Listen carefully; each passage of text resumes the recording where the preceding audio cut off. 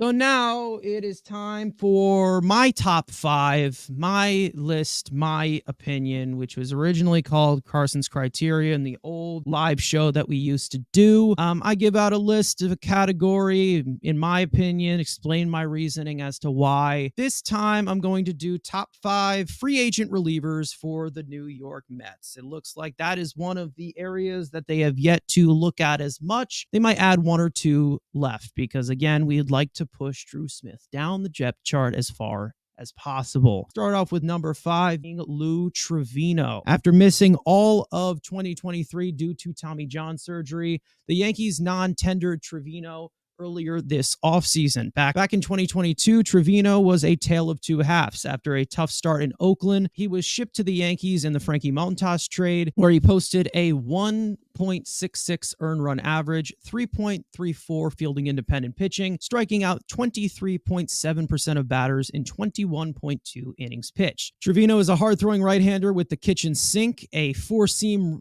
/ running sinker combo, both in the high 90s, a super sweeping slider, a hard gyro style cutter, a screwball-like changeup, and a strong sweeping curveball in the high 70s. With high leverage strikeout stuff, Trivino does have the occasional control issues, but commands the zone fairly well, inducing ground balls at a high rate, and also as a great barrel suppressor. Returning from injury, Trivino would probably be a perfect one-year deal as he enters the typical reliever prime at age 32. Number 4, Ryan Stanek. Since finding an ideal home in Houston, Stanek has emerged as one of the most underrated relievers in all of baseball. In the last 3 seasons, Stanek has posted a 2.90 earned run average, a 3.91 fielding independent pitching, striking out 27% of batters across 173.2 innings pitched with the Astros. Best way to describe this guy is pure gas, no brakes. A four-seam fastball that sits at 97 to 98 and touches 100, a hard gyro slider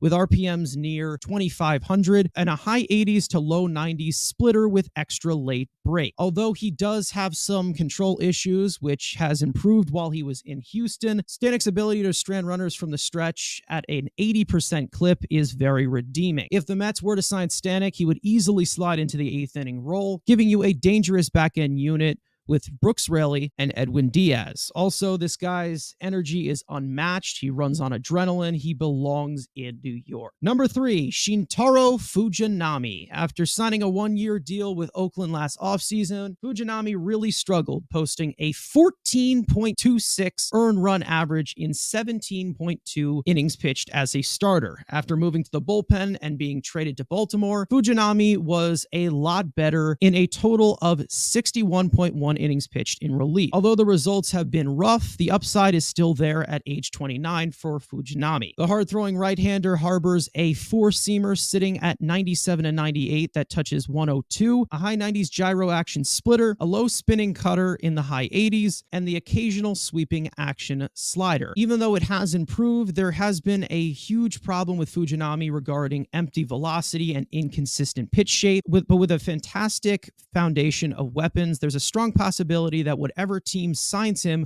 could unlock a massive amount of potential depending on the situation. I see a situation where the Mets could sign the struggling Fujinami to a split contract, which prorates salary and service time in the minor and major leagues. It's a project for sure, but definitely the type of tools and upside that David Stearns would be looking for. Number 2, Yariel Rodriguez. One of my personal favorites on the entire free agent market. Rodriguez is an international free agent out of Cuba. He's 26 years old and was featured in the 2023 World Baseball Classic for Team Cuba, where he dominated in that sense and also posted a 1.15 earned run average in Japan out of the bullpen. Yariel is a two-pitch arm with a high profile, featuring a big four-seam that touches 98 miles an hour and a hard-cutting slider with RPMs in the 2900s. As young as he is, Rodriguez could require a 3 to 4 year deal, and even though we haven't seen the Mets in his market, I just had to mention it. Although he has not been talked about much among top relievers on the market, I can almost assure you that in a couple years, Rodriguez will be one of the best relievers in all of baseball. It may be a pipe dream at this point, but I would pull the trigger if I'm the Mets. Number 1, Robert Stephenson. On the verge of a breakout as a formerly highly touted prospect, Stephenson has some of the highest upside of any free agent reliever on the market. After struggling in Pittsburgh this year, Tampa scooped Stephenson up and he broke out completely, posting a 2.35 earned run average, a 2.45 fielding independent pitching, striking out 42.9% of batters across 38.1 innings pitched. Stephenson is a 4-pitch reliever with a late rising fastball in the upper 90s that can touch 99 miles an hour, and an explosive mid-90s slider with RPMs hovering around 3,000, a primary gyro-shaped cutter with extra spin, and the occasional high 80s splitter changeup hybrid pitch. He's got above average control and serviceable command that allows him to manage contact fairly well,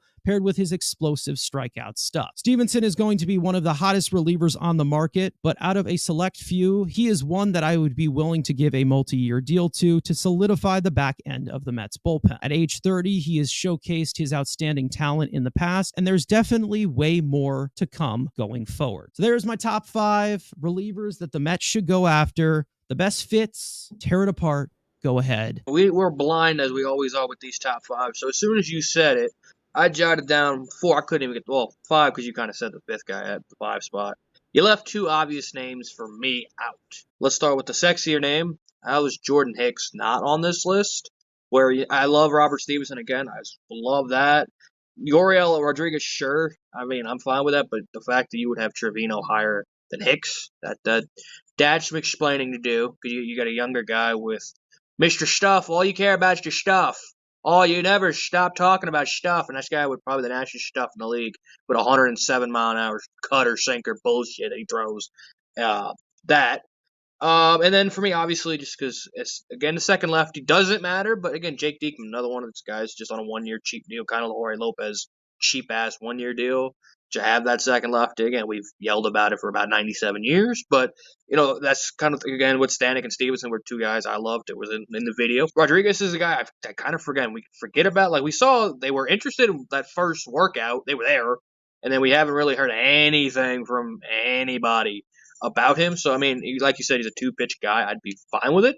But again, just the obvious exception just being, how the hell is Jordan Hicks not on this list? That's just kind of the only that's just kind of fucking stupid. That's sexy. You're just leaving him off. I think Jordan Hicks gets a 4-year deal. That's why I have him off here. You want that back half? And I don't think the Mets are going to willing to do that. I mean, they are kind of pushy. That is. It's more of a realistic situation of you plug these guys into their bullpen, and it probably would help them in the best way. Yeah, I feel like Trivino is definitely a Stearns Hefner guy with the kind of stuff that he throws. I feel like I could see it. It makes a lot of sense.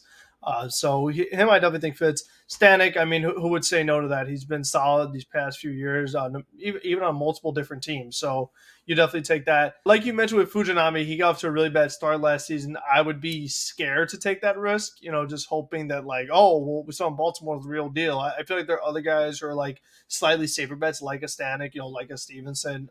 Like I said, obviously I'd love Hicks, but Mets have been reluctant for the multi-year deals. I would say Rodriguez is definitely the most interesting one, only because, we just haven't heard anything about him. I feel like that's the one that really is the X factor here, because that would be a guy, I think, based off of the way the Mets have approached this offseason of taking these flyers with potential high upside. I could see the Mets signing a Rodriguez before I could see them signing a guy who's near 40 years old. It's just something like that. You know what I mean? I feel like that's the kind of approach that they've been taking the whole offseason. I'm surprised, knowing that you didn't have Hector Neris on this list, because you've talked about him a lot. So I was expecting to see him. I don't maybe take Fujinami out and put Neris in there or something like that. Another lefty that, Carson, you've mentioned before, Amir Garrett. He's another guy that's still out there, younger than Diekman. Has the toughness that we like, has that dog, all those fun things. The reliever market isn't crazy. I mean, they're not going to get Josh Hader. And obviously Liam Hendricks has the, surgery and things like that. So I think based off of the options that are available, these are most of the guys that you should see on that list. Like I said, there's a couple of things we do slightly differently, but For the most part, I do agree with some of these. I think Trivino and Stanek are probably the two guys I feel like are most realistic, and I feel like would be good fits for this bullpen for sure. I mean, some of the guys that you guys just explained, Daenerys and Jake Diekman, and I just went with these guys cannot be older than 35 years old. That's literally what I went with, because it's just like when I'm seeing the back end of what the Mets have been relying on, of Acevedo, who's 80 years old, and Tommy Hunter, and you know, all this crap, David Robertson, all this Brad crap. Hand. I mean, listen, they're good pitchers, but like we've already seen the best of them. Like we can't really see them raised to another level. I think that all five of these guys, the best is yet to come for them in their career. And I think that, you know, catching lightning in the bottle is probably the best way to do it with relievers, obviously, because they're just so finicky in a way. Overall, like Shintaro Fujinami, I think that this is like just like a perfect situation. But again, it has to be like a split contract or a minor league deal or something like that. For them to get him completely getting going, because there's still a lot of things that he would have to work out to be a dominant type of reliever. Yeah, I was going to say, I mean, there is the possibility that the Mets might have their second lefty. If Lucchesi has a great spring training, he could technically be a long man. Or if Sean Manaea is going to spend some time, you know, bullpen and starter, he also could be their second of course. lefty. That's another thing I put in thought. I made this list after they signed Manaea. I would love to go with Yariel Rodriguez, but I think that he's going to command a big deal. I mean, I would not be opposed to getting somebody like Jordan Hicks, but in terms of the reliever market, I think that he's obviously going to go after Hader. Like he's going to go after whenever Hader goes. But I think that, you know, Jordan Hicks, he's going to go, I think he might get a 4-year deal and he want to be the closer. I think that he's marketing himself a little bit higher than just like, oh, I have this upside and I could be good. But like, you know, we've seen what Jordan Hicks can do, and I don't many teams that hesitate on that, who actually need relief pitching.